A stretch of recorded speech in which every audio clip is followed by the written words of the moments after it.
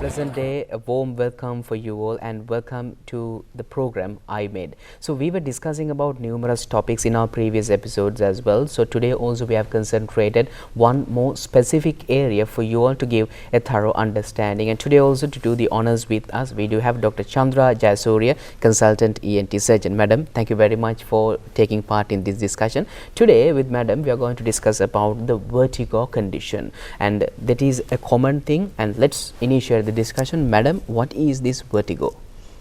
It is again a word. When we call it spinning, some people say spinning, dizziness. Vertigo has various names. So basically, it's something wrong with the balance. You know, there are balance organs in the ear. Now, balance organs get the least recognition in the body, because unless we have a problem, we never give the respect to the balance organ. So if I am seated like this, if I feel I am okay in the chair and I don't feel anything rotating, or my environment is rotating, or I am rotating, then my balance is okay. But some people, when they start walking, they go here and they are like, you know, like a drunkard person. They have a broad base gait running here and there. That is also some people talk as vertigo. So it is actually, the true vertigo is either I feel I am spinning or my environment is spinning. Madam, how can it occur, that particular condition? Actually, I told you the balance organs are there in the body. Why need balance organs? We are moving in the on the surface of the planet. This either we go this direction or forward, or we go in an elevator or rocket, we go up and down, and then we rotate. There are 3 movements of our head to rotate, like this. Now this is, I say yes, this is one plane. I say no, another plane. And then when I dance and enjoy, I say no, this is another plane. So there are some canals in the ear to identify all these movements. It's an amazing thing. So when I turn this way, this ear is stimulated, this is blocked. And then when I turn the other way, this ear is stimulated, this is blocked. So, and for all the planes, we have these balance organs in the ear. So, and they are related to eye muscles also. You know, when yes, so I need to turn my eye also according to the plane. So it is very difficult to explain without posters and diagrams or how we maintain balance.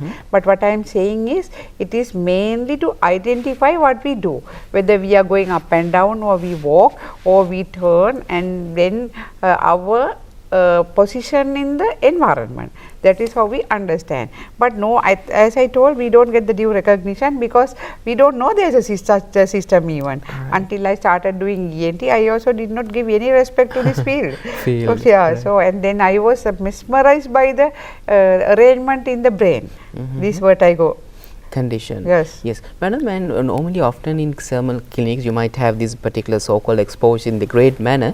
Some people, when sleeping and getting up, they need some sort of complex situation they experience. So what is that condition? Yeah, actually this is the commonest thing we come across in the clinic when we see vertigo patients.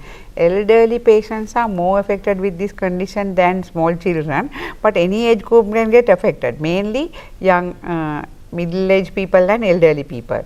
So when they lie down, they are okay, but when they turn in the bed, or when they try to get up, or when they try to catch something from a rack, or then when they put the clothes in the clothesline and they look up and down, they feel dizzy. So, but it's momentary, 1 to 2 seconds, maybe even less than 1 minute. So, they feel momentary vertigo, but with the position change, they get better. Sometimes without treatment also they get better, but some people they throw out also. They have severe vertigo, they can't, although it is momentary, during that moment they can vomit. Right. So these people, we can diagnose this by doing a small examination in the clinic, and luckily we can correct them by doing a small maneuver. So now people don't have to take loads of medication for this vertigo. when you as you wake up and you lie down, or when you bend forward you get vertigo. When you see a ENT surgeon, we do a small exercise. Actually, a lot of people don't know about it also. Some people, when they get the second attack, they voluntarily come to us and then say, I think I have got the same problem again, and I have come for exercises. There are exercises which can be learned to do self also. You can do it, you do on your own at home, but we initially advise them to come to us to identify, because the condition you have to identify, Yes, the madam. doctor has to identify. Then after that correction maneuver, we tell them to go and do at home also. So these the new thing about vertigo is, after you diagnose, you give medication, the tablets, you do the exercises, the rehabilitation exercises, and then surgery also there, but it has not got much place. Surgery has a little place, but mainly the lifestyle modifications, medication, and the exercises. So there are physiotherapists who are specialized in this, who are advising people, because the doctors refer to physiotherapists, because we need to spend some time with the patient.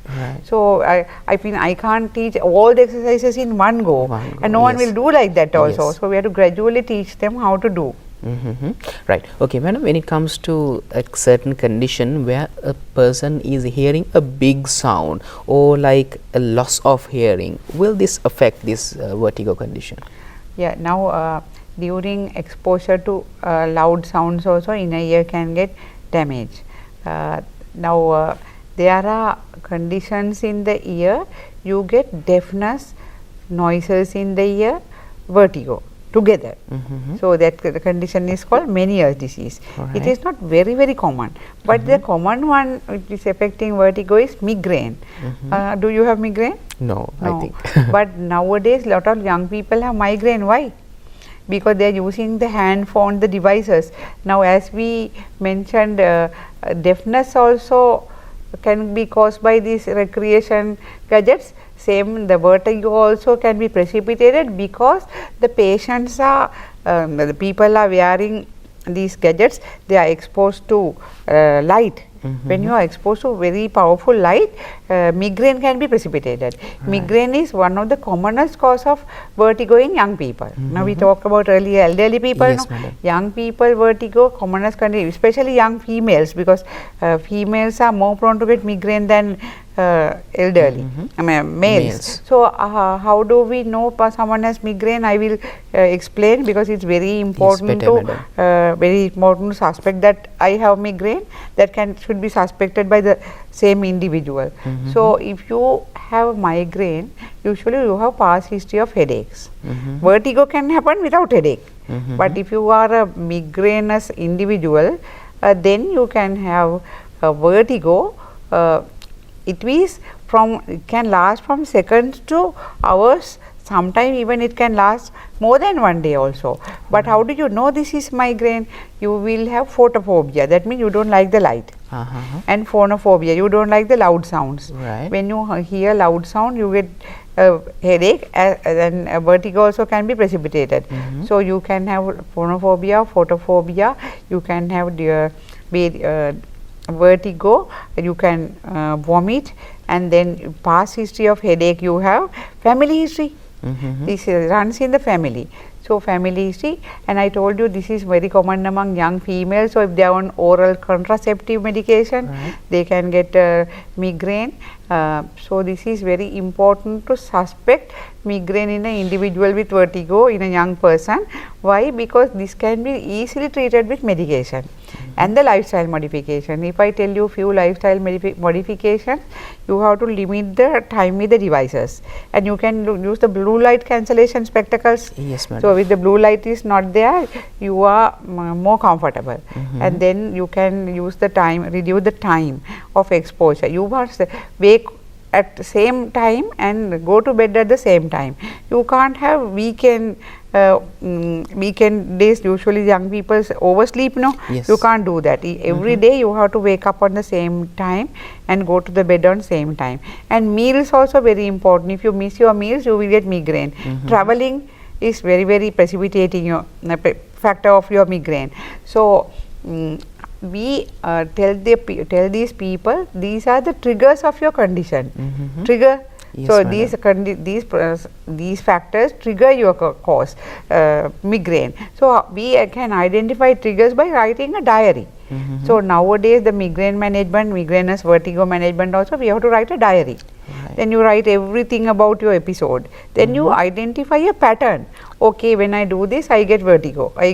So then you identify the pattern, and you can tell the doctor also. Right. And it's helpful for the doctor to advise the person what to avoid. If the triggers, you can't live without triggers. There are triggers all over. No? All if over. you travel, you have to work, complete your project, and you have to sometimes break rest. Sometimes you have to do night duty. So in this world, it is very difficult to live without triggers. But I will tell you a very important thing. You can have 1 trigger, 2 triggers, but if you have 4 triggers, you will definitely get an attack. So try to understand your triggers. Don't make them complicate your life by having many triggers at the same time. Right. So if you are traveling, you must have your meals on time, and then you must have adequate rest before you start.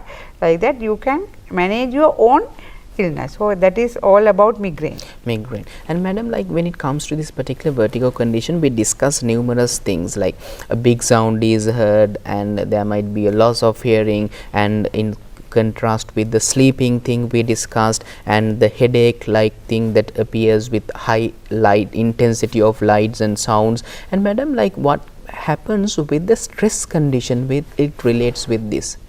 Actually, stress condition also can precipitate all the causes related to vertigo, like migraine will be precipitated by stress. And we were talking about another condition with you get loud noises in the ear, tinnitus, and those conditions, that many disease also will be precipitated by stress.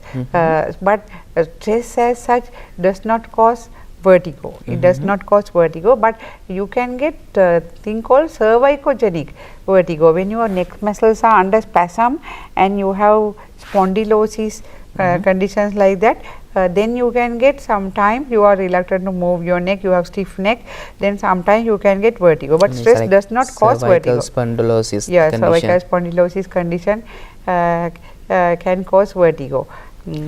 But nowadays there is another common condition affecting elderly people, maybe even young people. Once you get a vertigo attack, what happens to you? You will get scared, no? Yes. You are reluctant to drive. Oh my God, I might get that attack, and then you will not drive. You don't want to go to the supermarket to do your marketing, and then you don't want to go anywhere because you are always scared, I might get that again. So it becomes a somatic thing, psychosomatic. You have a problem, but you psychogenically you will always think about this. So some people, when they go in the supermarket, they turn and look for the shelves like this. What will happen? That will precipitate vertigo. You are doing that, no? Looking for things like that. So though you can get vertigo. So these people are reluctant to go out. So that is called phobic vertigo. Phobic for everything. So these people need help of not only the ENT surgeon, you need help of a psychiatric doctor also.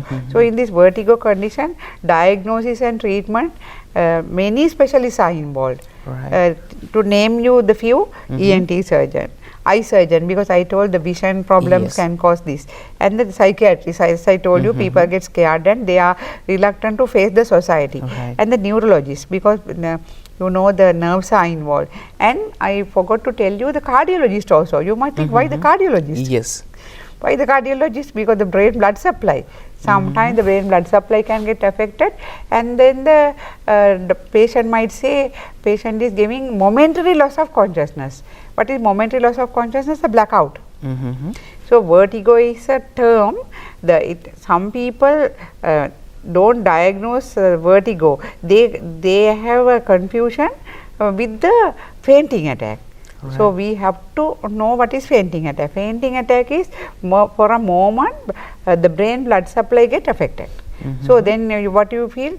You feel everything is blackened, and then you don't realize it loss of consciousness because it's a fraction of a second. Right. So this can happen in pre-stroke stage also. No? You must have heard of it, no? TIA. Yes, madam. So pre-stroke stage also you can have momentary loss of consciousness. Cardiac condition, if you have a problem in the heart, you can get blood vessels getting blocked. Sometimes small particles from the heart go and block the blood vessels to go into the brain.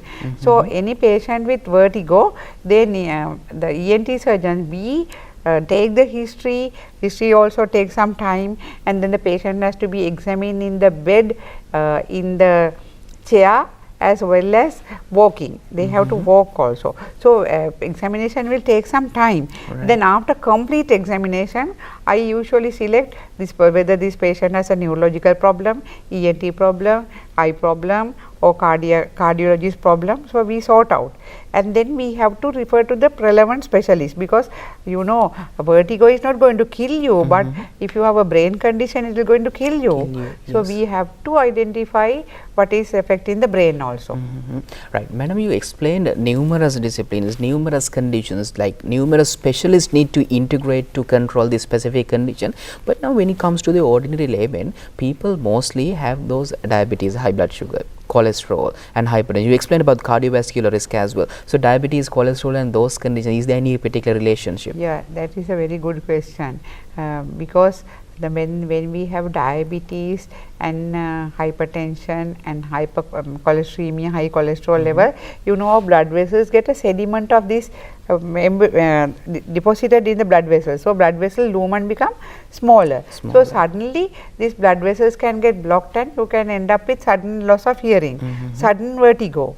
So patients who come to our clinic with vertigo, we always do this basic blood investigation, because a lot of people may not have had a medical checkup. Right. So thyroid function is also important. So we do fasting blood sugar, lipid profile, thyroid profile, full blood count, and then if indicated, we will do a brain MRI brain.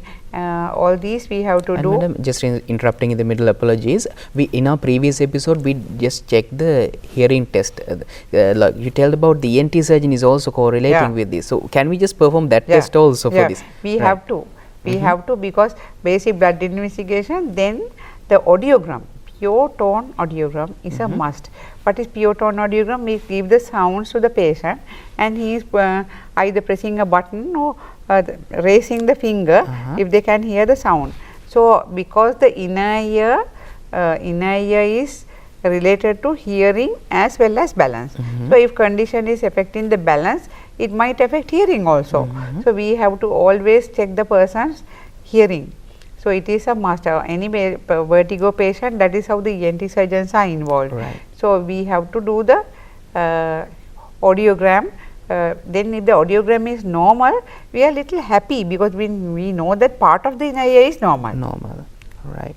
So madam, any other performs that we need to do from the side of the patient, like they, as you said before, maintaining a proper diary, maintaining a proper record, and advising the doctor on that particular behavior that they have exposed, so that they can identify the triggers. Any other things that the patient need to manage?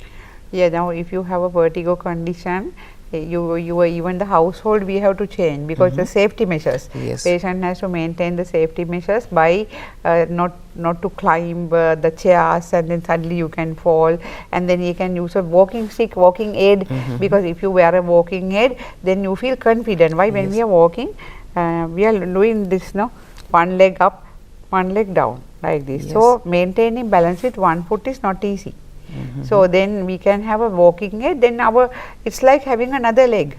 So if you have imbalance, to prevent falls, you must take a walking stick. So that is one thing. You can use a walking stick, then your balance is, you are more confident about your balance situation. Right. And other thing is, if you get these vertigo attacks frequently, we can teach exercises. As I told you, there is something called psychosomatic disorder, because you are always scared, I might fall, I will. So they are become socially isolated and homebound. So prevent that, we can teach lot of exercises. Actually, I have made a list of exercises with the aid of another assistant. I have even uploaded into my YouTube channel, my same name, Chandra Jayasuriya official. So these exercises are very simple, very simple. If you tell you few, you can stand, hands together, feet together, eyes open, eyes closed, and on one leg. Right. So then after that you walk like this, heel to toe, eyes open, eyes closed on a mattress. So now I have already mentioned you 6 exercises. 6 exercises. Yes, then after that I can, now people are reluctant to move like this now. Yes. So we tell them to walk like in a museum walk. Now what do you do in a museum? You look at this picture, this picture. So like that we walk like this, and then you can walk like that also. So then people are scared to move the head, but we teach them while walking also to do that. So when people are using these exercises, they get habituated. How the circus person learn all this, we can't even imagine to do. From small age, do practice. With vertigo also, patient's duty to practice these things. Then they will be able to lead their ordinary life as those people practice some extraordinary things. Right. Okay, madam, like we discuss about the age concerns when it comes to hearing impairment, and there is a particular relationship also with this vertigo condition. Is this specific thing also have an age related thing? Yeah, actually it is a very good question. Elderly people, your first question was if you try to get up from the bed and lie down. So that is mainly affecting elderly people, and the elderly people do not know that this is a simple condition which can be treated with exercise. So if they come to the doctor, ENT surgeon, we can very easily correct them by doing exercise. And then the young people can get migraine. I already discussed that. But the school going children, with the deafness also we mentioned, phlegm conditions can cause deafness. Phlegm condition can cause vertigo also. So if a small child has vertigo, we might deafness and vertigo, we have to suspect whether they have phlegm in the middle ear. Small babies usually they don't know how to complain about vertigo. So I will have to mention this. If they get vertigo, what will they do? They will run to the mother. They get scared, no? They get scared. They suddenly, from wherever they are, they will run to their mother, and then they embrace the mother because they are scared. But they can't say I have vertigo. So if your baby has some symptoms like that, we have to show to a pediatrician, because it is a precursor of migraine. So people who are going to get migraine in childhood, they can get vertigo. So it's a precursor of migraine. So small babies also can get vertigo. Young people can get vertigo. Elderly persons can get vertigo. But the vertigo is a symptom, not a clinical condition. So by taking a proper history, doing a proper examination, with the help of the investigation we discussed, we can come to a conclusion. Then after that we have to decide whether it's neurology, cardiovascular, ENT or eye. And then when we refer to the particular specialist, they will sort it out. So that is the proper procedure, and that is how you should diagnose and investigate and proceed with this specific disease. So with continuous practice and proper advices, you will be able to cope and tackle with this disease condition. So thank you very much, madam, Dr. Chandra Jayasuriya, consultant ENT surgeon, for discussing with this discipline the vertigo condition. As you specifically mentioned, that is not a disease but a clinical manifestation of a certain other disease. We need to properly diagnose and treat the spot correctly. So thank you very much, ladies and gentlemen, for concentrating on iMed. We'll be discussing more disciplines in the future as well with regard to numerous health concerns which will benefit you to have that knowledge. Thank you very much. Have a pleasant day.